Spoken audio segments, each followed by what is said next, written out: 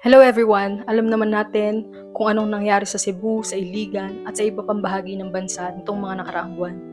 Maraming pamilya ang nasalanta at nangangailangan ng tulong at marami ring nangangailangan ng pag-asa at ng tunay na malasakit. Kaya gusto kong i-share sa inyo itong special shirt na pwede niyong bilhin, and by purchasing it, hindi lang tayo basta bumili. We're choosing to help.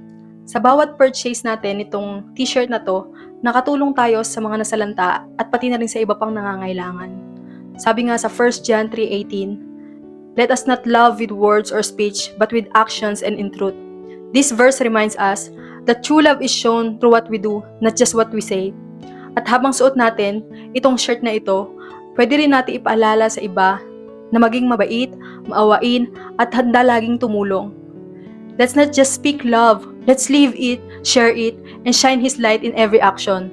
And together, we can make a difference, one kind action at a time.